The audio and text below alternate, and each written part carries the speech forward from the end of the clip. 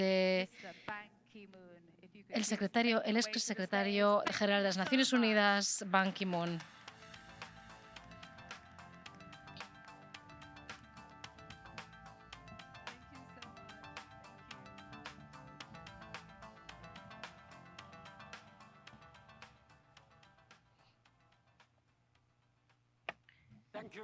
Gracias por tan amable presentación. Señora Julia Simpson, presidenta y CEO del Consejo Mundial de Viajes y Turismo. Quisiera agradecer a Su Excelencia Ahmed Al-Khatib, ministro de Turismo del Reino de Arabia Saudí, por invitarme a este evento tan importante. Ahora reconozco la presencia del antiguo presidente de México, Su Excelencia Felipe Calderón, y muchos distinguidos delegados, damas y caballeros. Es un honor para mí decir estas palabras en esta cumbre mundial del 2022. Aprovecho esta oportunidad para darle enhorabuena a la organización de la 22ª cumbre, que llega en un momento esencial en la eliminación de los obstáculos hacia un futuro más resiliente y más sostenible para todos y para el planeta. Hoy nos encontramos en el centro de una gran variedad de crisis globales que están convergiendo y mayor incertidumbre. La pandemia sigue impactando nuestras economías y nuestras sociedades y nuestro modo de vida. Las tensiones geopolíticas se están intensificando, especialmente aquellas entre Estados Unidos y China y entre Estados Unidos y Rusia. Y la agresión ilegal actual de Rusia hacia Ucrania representa uno de los momentos más peligrosos en la seguridad global en la década. Al mismo tiempo, nuestro planeta está ardiendo de forma literal y figurativa, ya que la crisis del cambio climático es cada vez más acuciante. Tenemos incendios, tenemos aguas que están produciendo desastres naturales. Los avances en la tecnología están cambiando nuestros países y nuestros negocios. No obstante, a pesar de estos desafíos, hemos hecho algunos progresos en algunas áreas clave. Creo que tenemos oportunidades sin parangón para cambiar el mundo a mejor. Pero para hacerlo necesitamos unirnos, formar alianzas, expandir colaboraciones más allá de las fronteras y de los mares y trabajar hacia un mundo más pacífico y más sostenible que esté anclado en la solidaridad y en la justicia, en la prosperidad. Creo que los viajes dinámicos, el sector dinámico de los viajes tiene un papel muy importante en este sentido. El turismo ha hecho una contribución sustancial a nuestro desarrollo socioeconómico y tiene un vínculo directo con los Objetivos de Desarrollo Sostenible de las Naciones Unidas. En mi mandato como secretario general de las Naciones Unidas, fue un honor para mí priorizar, adaptar estos objetivos y llegar al Acuerdo de París. Son dos objetivos conjuntos y muchas gracias por su apoyo. Los objetivos eran un vehículo para afrontar los problemas críticos de nuestros tiempos: hambruna, cambio climático, educación, la educación en cuanto a la salud, paz y seguridad, derechos humanos e igualdad de género pueden unir a todas las naciones y a todas las personas en una colaboración y cooperación global para crear un futuro más verde y más sostenible. En el centro significan una colaboración intergeneracional. Excelencias, damas y caballeros, necesitamos patrocinios reales, voluntad política, cooperación y solidaridad para implementarlos. Creo firmemente en que las personas que tienen compromiso hacia la sostenibilidad, la salud pública, son esenciales tanto para perseverar en los desafíos globales tan complejos a los que nos estamos enfrentando. Y este entendimiento viene de mis 10 años de mandato como secretario general, donde pude ver que los ciudadanos globales del mundo son cruciales para sobrevivir a las crisis nacionales, locales, regionales, incluidas las pandemias, conseguir objetivos y llegar a la paz y resolver los conflictos. Por eso la ciudadanía global es tan importante. Y por eso creo que es tan importante para que el mundo, tanto al corto como a largo plazo, se una para avanzar hacia una colaboración intercultural e intergeneracional. La ciudadanía global, y cuando digo ciudadanía global, es un concepto significativo que puede servir como herramienta única para resolver algunos de los desafíos más acuciantes y ayudarnos a conseguir los objetivos de las Naciones Unidas. La ciudadanía global se identifica no como miembros de una nación, sino como miembros de la humanidad en un sentido más amplio. Tienen tolerancia, entendimiento frente a otras personas y las culturas y las religiones de esas personas. Cuando tenía 18 años, tuve la gran suerte de ser invitado a los Estados Unidos como uno de los estudiantes representando a mi colegio. Éramos unos 14 estudiantes de unos 40 países de todo el mundo, y fue un honor para nosotros conocer al presidente Kennedy. Lo que nos dijo a esos estudiantes que éramos: los líderes mundiales no hablan entre sí, no se comunican. Esto, claro, estábamos en medio de la Guerra Fría. Rusia y el bloque soviético no hablaban, no se comunicaban, pero creo que ustedes, los jóvenes, pueden hacer las cosas mejor. La cuestión es si están dispuestos a extender una mano, ayudarse. A esto se refería con la ciudadanía global, y esto me inspiró muchísimo.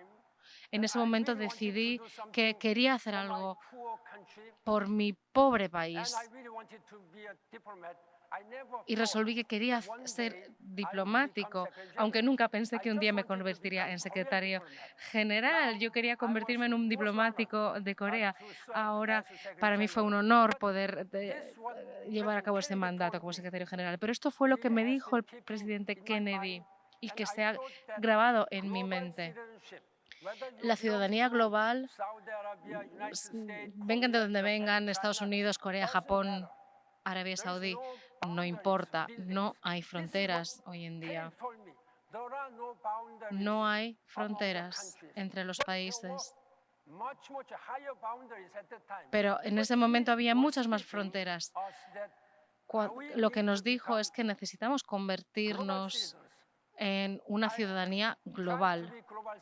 Intento ser un ciudadano global incluso hoy, y por eso lo que hice después de mi retiro, de mi jubilación, fue establecer el Centro Ban Ki-moon para Ciudadanos Globales en Viena, en Austria. Recientemente inauguré otro centro donde están todos los Estados miembros, en Ginebra. Creo que tenemos tantos problemas en todas partes, la pandemia, problemas políticos, públicos, pero creo que como ciudadanos globales podemos resolver estos problemas. Damas y caballeros, les insto a que formemos alianzas como ciudadanos globales para que este mundo sea mejor, sea un mundo sostenible. Creo que esta es nuestra brújula moral y es nuestra responsabilidad transformar este mundo de forma sostenible para las generaciones futuras. Muchísimas gracias por su atención. Y estoy dispuesto a tener más debates con mis queridos compañeros. Espinoza, por ejemplo. Patricia Espinosa, que acaba de retirarse de su puesto como secretaria de la Comisión de las Naciones Unidas. Muchísimas gracias. Gracias, Su Excelencia Ban Ki-moon. Es un placer tenerla aquí, compartir con nosotros este trabajo tan maravilloso que ha hecho y que sigue haciendo, y como mencionó a John F. Kennedy y cómo le inspiró. Vamos a continuar esta conversación y para eso me gustaría pedir que Patricia Espinosa, antigua secretaria de la CMNUCC. Muchísimas gracias.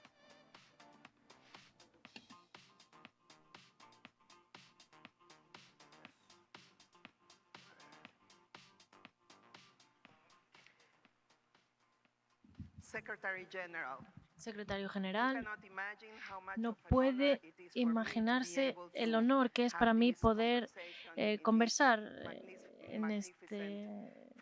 durante este marco de esta conferencia aquí en Riyadh con usted. Déjenme empezar. No puedo resistirme a empezar con una nota personal. Esta nota personal pretende darle las gracias por la confianza que depositó en mí. Usted me dio la confianza y me designó secretaria ejecutiva de la Convención de las Naciones Unidas para el Cambio Climático hace 6 años, antes de que dejase su cargo, tras 10 años como secretario general. Ha sido un viaje estupendo, lleno de desafíos, y quiero darle las gracias por su confianza.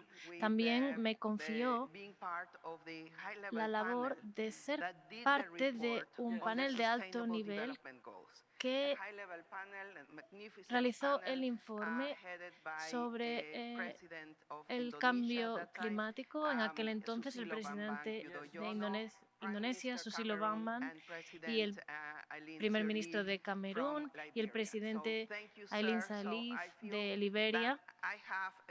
Por eso, muchas gracias de nuevo. Tengo grandes y fuertes lazos con usted y por los programas que nos designó en aquel entonces. Lo que quería preguntarle era que durante su cargo, en el 2015, consiguió que las Naciones Unidas aprobasen los 2 informes principales y más importantes para el futuro de la humanidad: los Objetivos para el Desarrollo Sostenible y el Acuerdo de París. Como solía decir con frecuencia, uno de los objetivos principales que las Unidas han dado a la humanidad en las últimas décadas son estos dos. Por eso querría preguntarle si puede compartir con el público algunas reflexiones personales. Usted sabe cómo funcionan las Naciones Unidas, pero tal vez pueda compartir unas reflexiones sobre los principales desafíos para usted para poder ejercitar este liderazgo y conseguir que casi 200 países estuviesen de acuerdo y se aunasen en este instrumento que son las Naciones Unidas. Muchas gracias por sus amables palabras. Recuerdo bien nuestra relación laboral. Creo que son muchas las personas de muchos países en posiciones senior. Y una de los que estoy especialmente orgulloso es que antes de dejar las Naciones Unidas la nombré vicesecretaria de la CMNUCC. El 12 de diciembre del 2015 firmamos el Acuerdo de París y ratificaba y entraba en vigor el 4 de noviembre del 2016, unos días escasos antes del fin de mi cargo. Y me encargué de que este acuerdo estaba implementado al 100% antes de mi partida. Por eso designé a gente con compromiso y talento para encargarse de esto. Los ministros, el presidente Felipe Calderón y su ayuda, aprecio enormemente sus capacidades de liderazgo, porque podría haber sido un fallo estrepitoso de las Naciones Unidas en Copenhague. El COP15 fue un desastre absoluto en cuestiones de cambio climático. Y fue gracias al presidente Calderón y a la antigua ministra Espinosa que de cara al 2010 hicieron este proceso retomase el buen curso y adoptasen este fondo verde. Y esto fue el resultado que se vio 5 años después. Como decía antes, lo que es importante es que los acuerdos son importantes, pero lo que es fundamental es la implementación. Por eso, incluso 6 años después de mi jubilación, los líderes mundiales estén conversando más. Es una preocupación que tengo. Habiendo pasado esta pandemia, hay una serie de problemáticas sanitarias y problemas políticos. Espero que los líderes políticos hayan llegado a comprender su responsabilidad global como líderes. En cuanto a sus cuestiones concretas, como decía, estos dos objetivos globales, el Acuerdo de París y los Objetivos para el Desarrollo Sostenible, son los dos factores más importantes, ambiciosos y que generan la mayor demanda de parte de las Naciones Unidas que desde la organización hemos presentado al mundo. Son, como decía, estos dos. Además, tenemos nuestras responsabilidades morales y políticas a continuar con ellos. ¿Qué pasa con los Objetivos para el Desarrollo Sostenible? ¿Vamos a ser capaces de completar todos los 17 objetivos para el 2030? Me temo que no. Es casi imposible. Algunos informes sobre el desarrollo sostenible,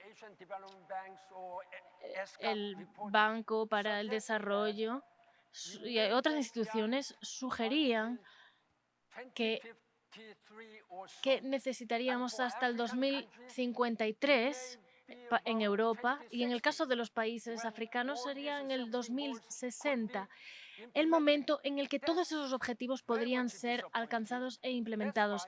Esto me pareció bastante decepcionante como información. Por eso les pido a ustedes, como líderes políticos, que alcen sus niveles de ambición a nivel político. Si unimos nuestros esfuerzos y trabajamos juntos como una asociación global, todos los años que llevamos trabajando, los gobiernos a nivel político, las comunidades, y trabajamos todos con el mismo objetivo, creo que podemos lograrlo. Evidentemente, necesitamos mejorar una serie de aspectos en cuanto a los objetivos para el desarrollo sostenible. El motivo por el que ciertas mejoras son más urgentes, como atajar la pobreza y el hambre en el mundo, es porque solo necesitamos participantes cruciales como el gobierno de China que ayude a alzar las estadísticas aportando su grano de arena. Son muchos los países que luchan para atajar el hambre y la hambruna. Para el 2023, el año que viene, habrá al menos 109.000 millones de personas que vivirán en la pobreza o sufrirán la malnutrición o el hambre. Es una perspectiva muy gris, la verdad. Por eso, hace unos años creé mi fundación para un futuro mejor, trabajando en conjunto con el Banco para el Desarrollo Mundial, y aplicamos una serie de datos estadísticos a nuestros métodos. Cuando encontré a mi sucesor, Antonio Gutiérrez, el secretario general, creo que se podría alcanzar para el 2030, por lo que espero que estén todos preparados para tomar una serie de decisiones clave y con éxito de cara al desarrollo sostenible. De cara al 2030, como estamos en estos momentos, es imposible que se implementen todas estas regulaciones. Les aconsejo que al menos 5 años antes de que abandonen su cargo, empiecen a preparar su sucesión, como lo hice yo, para que estos planes puedan continuar en el futuro, trabajar con las diferentes organizaciones y así asegurar que de cara al 2025, 3 años en el futuro, tengamos una cumbre social en la que discutamos qué hacer con estos objetivos del desarrollo sostenible. Espero que para aquel entonces tengamos una mejor calidad y lazos de comunicación más cercanos y objetivos más duros para garantizar que podemos alcanzarlos. Pero tenemos que esforzarnos al máximo para llegar hasta allí. Muchas gracias. Muchas gracias, secretario general, por su liderazgo, su participación constante y su implicación. Como decía, está claro que necesitamos un buen liderazgo. Es una parte fundamental. Lo hemos escuchado en varios paneles esta mañana. El liderazgo fue una parte crucial en el 2010, por ejemplo, cuando el COP se albergó en Cancún, cuando no fuimos capaces de presentar unos resultados positivos y tuvimos que rescatar este proceso multilateral que se encontraba en una situación terrible, la verdad. Sin su presencia y su participación no hubiese sido posible. Por eso creo que hoy nos encontramos en una situación muy crítica de nuevo. No quiero repetir lo que muchos de nuestros oradores han comentado ya a lo largo del día de hoy, pero las crisis que han llegado todas a la vez nos han puesto en una situación muy complicada para las empresas, para los gobiernos y las comunidades. Pero quiero decir que es fundamental, absolutamente crítico, que consigamos cambiar esta mentalidad de que podemos seguir trabajando como lo hacíamos antes, como si nada hubiese pasado. así no arreglaremos nada.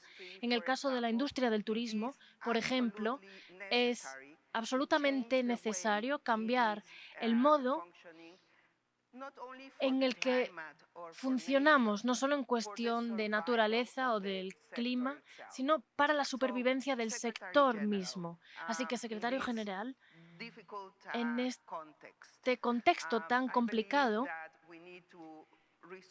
creo que tenemos que revertir de nuevo a una estrategia multilateral, a la diplomacia, para poder meternos en la mentalidad y cambiar la mentalidad de las personas para ah, cambiar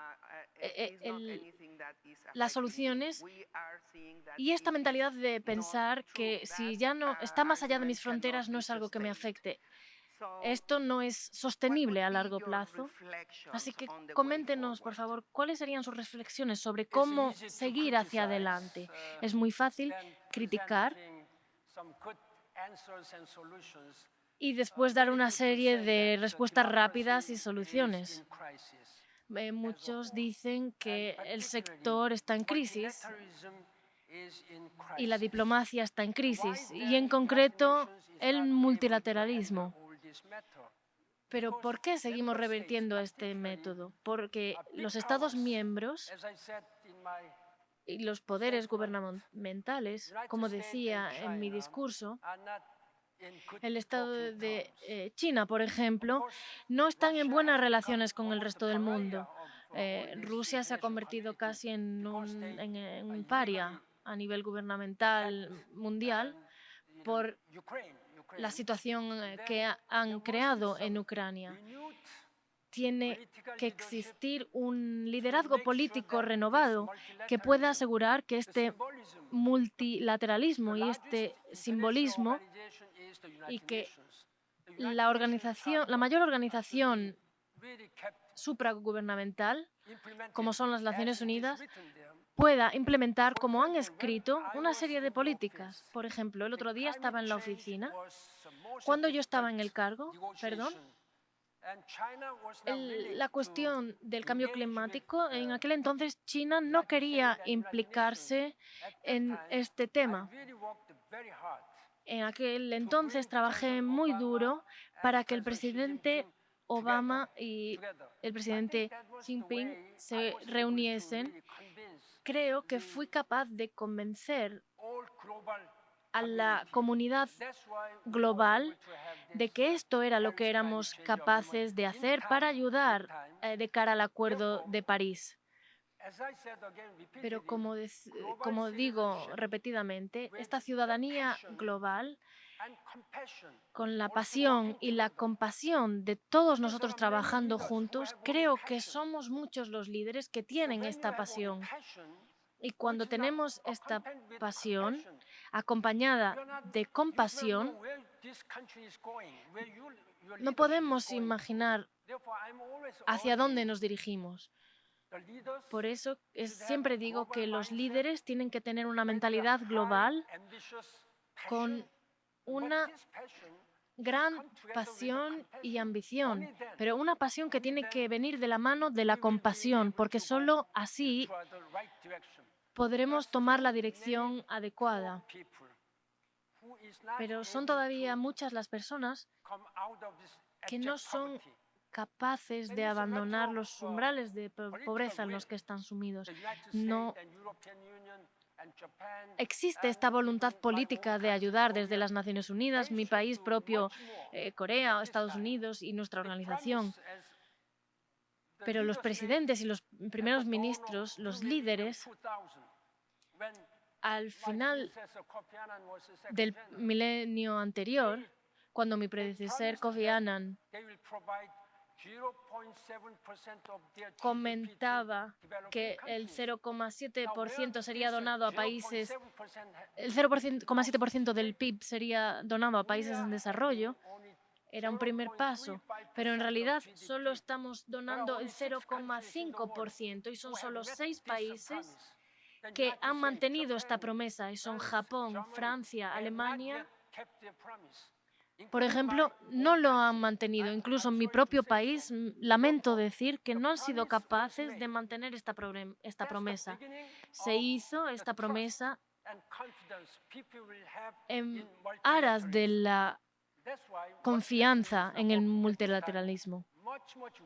En este momento, este multilateralismo se encuentra en una situación peor. Cuando yo estaba en el cargo, Estados Unidos y China estaban conversando.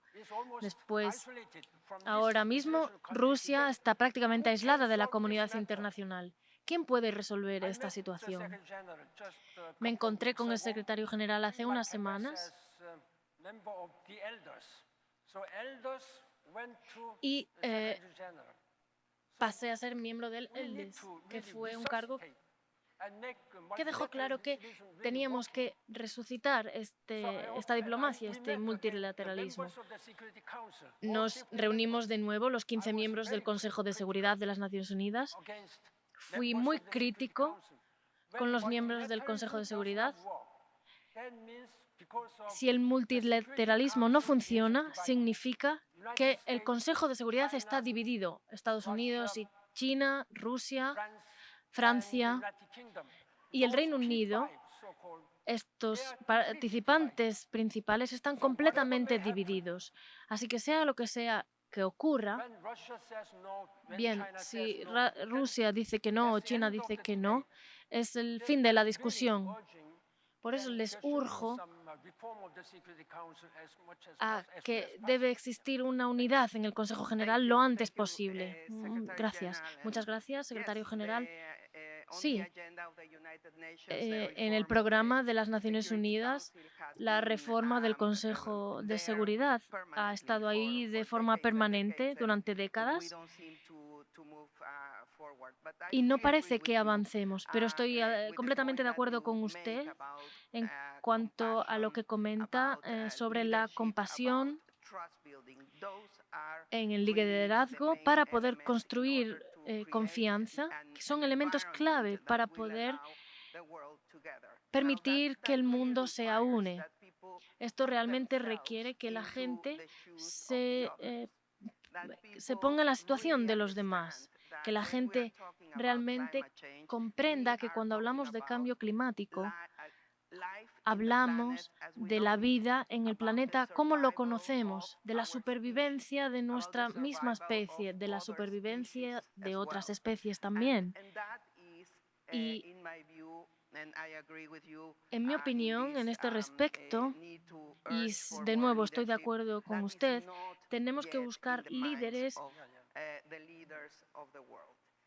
y cambiar esta mentalidad de los líderes del mundo. Si nos fijamos, por ejemplo, en el COP28, perdón, COP27,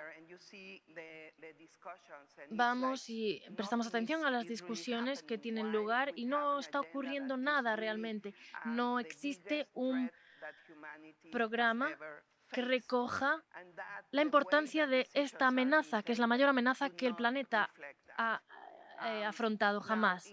Y estos programas no reflejan esta realidad. Secretario General, como mencionaba antes,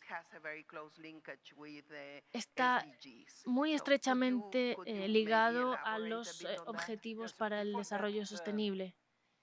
¿Podría elaborar un poco más? Sí, como mencionaba, el cambio climático, este es un punto común, todos tenemos una responsabilidad. La amenaza principal al planeta y a la humanidad es el cambio climático. Se acerca cada vez más rápido de lo que pensamos.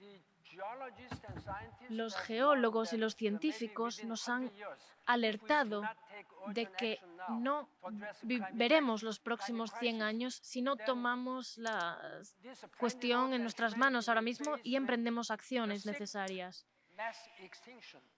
Y se trataría en aquel entonces de la sexta extinción masiva. ¿Qué significa esto? Significa que el 70% de las especies que existen, incluido el ser humano, se extinguirían, perecerían. Solo hace 65 millones de años ocurrió la primera extinción masiva. ¿Por qué tiene que ocurrir de nuevo ahora? Ahora que tenemos evidencia científica, tenemos tecnología, ¿por qué no somos capaces de atajar este problema ahora? Es un problema mucho más urgente de lo que pensamos y creo que estos últimos 30 años en los que habíamos acordado atajar esta problemática, estas pérdidas y estos daños, espero que nos apresuremos más en las negociaciones futuras y que tras el COP26 en Glasgow teníamos grandes expectativas, pero no hemos sido completamente capaces de entregarle a la humanidad lo que queríamos.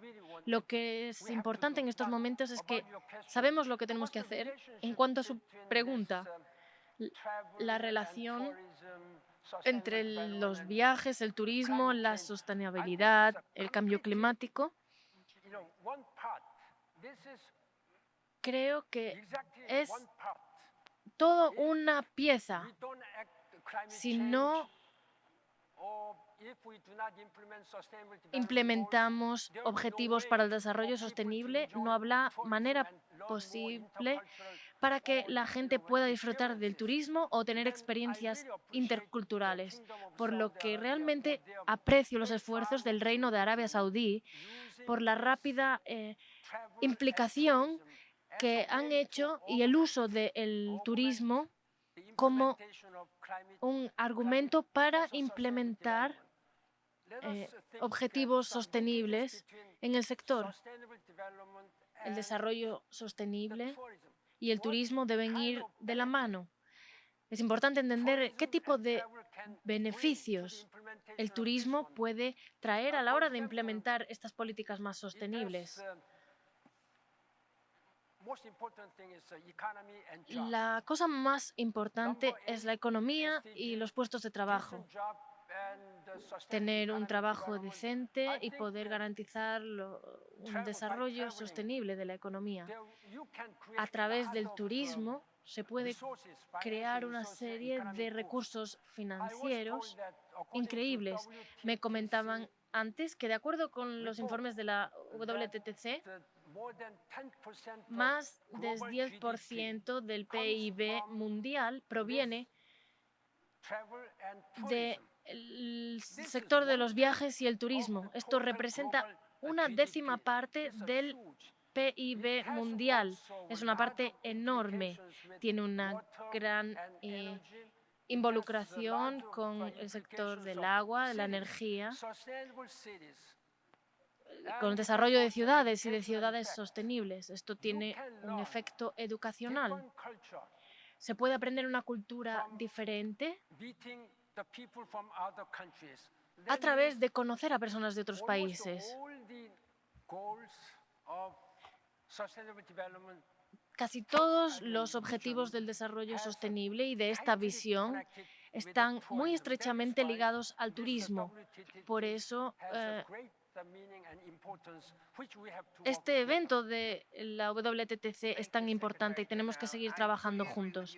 Muchas gracias, secretario general. Estoy completamente de acuerdo con usted de que es un único programa con el que trabajamos y es el programa del desarrollo sostenible que aúna todo el trabajo de todos los sectores.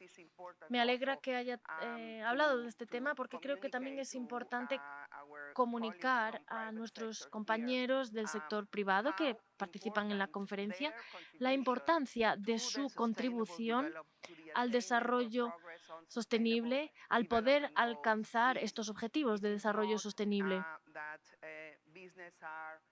Es por todos sabido que la empresa privada actúa en unos procesos diferentes, pero somos todos partes de estos objetivos.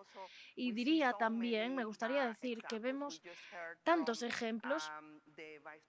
Acabamos de oír hablar a la vicepresidenta de Iberostar que nos contaba el gran éxito que han tenido a la hora de crear un programa sostenible que tiene en consideración la empresa, las emisiones reducidas de carbono de sus empresas y poder preocuparse del bienestar de sus trabajadores y de sus comunidades. Esto es muy importante porque tenemos aquí a muchos directivos y propietarios de empresas, porque evidentemente los líderes políticos a nivel mundial son muy importantes, pero al fin y al cabo, cada comunidad es la que lleva esta tarea de un desarrollo innovativo. Es lo que construye estas comunidades. Por eso las Naciones Unidas siempre han promovido como uno de los 3 pilares principales de las asociaciones mundiales: líderes de gobiernos, líderes de la empresa y líderes sociales. Deben trabajar estos 3 tipos de líderes juntos y en paralelo. Esta campaña es muy importante. Los políticos tienen una mira más corta. Piensan solo en la próxima elección. Los presidentes, ministros quieren volver a ser elegidos para gobernar y así pierden perspectiva de lo que necesitan hacer. Pero las comunidades empresariales son los más adecuados y realmente los que pueden generar un cambio más notable. Cuando invierten de forma sensata, adaptan procesos a la sostenibilidad, mitigan el impacto. Esto es fundamental. Tienen ustedes que invertir inteligentemente para adaptarse y poder mantener esta visión con perspectiva y así poder realizar más por los movimientos sociales. Con la tecnología que tenemos actualmente podemos ir mucho más rápido en cuanto a estos cambios a la hora de alcanzar los objetivos para el desarrollo sostenible, también a la hora de aplicar el Acuerdo de París. Todas las responsabilidades están en sus manos como líderes y con el fuerte apoyo de legislaciones y de las políticas que existen. Así realmente es como los líderes pueden apoyar a sus comunidades. Si consideramos estos 3 factores, creo que podemos obtener un mundo mejor. Muchas gracias. Muchas gracias, secretario general.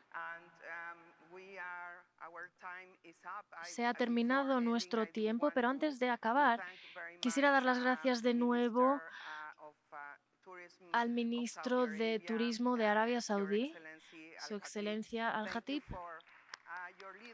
Muchas gracias por su gran liderazgo, por habernos invitado a este evento. Gracias a Julia Simpson de la WTTC, a todo el equipo y particularmente a mi gran amiga Gloria Guevara y su equipo en el Ministerio de Turismo de Arabia Saudí. Evidentemente, no puedo dejar de mencionar a mi jefe, el presidente Calderón. Muchas gracias, señor presidente, por su gran liderazgo, las lecciones que me ha dado a lo largo de mi vida. Ha sido usted una gran inspiración para mí. Secretario general, de nuevo, muchas gracias. Gracias por su liderazgo, por su implicación constante. El llamado que acaba de hacer es el momento perfecto para enviar ese mensaje tan perfecto y continuar esta conversación. Realmente usted y yo podríamos hablar durante horas, pero no podemos hacerlo porque tenemos que continuar con el programa. Muchas gracias por su atención a todos.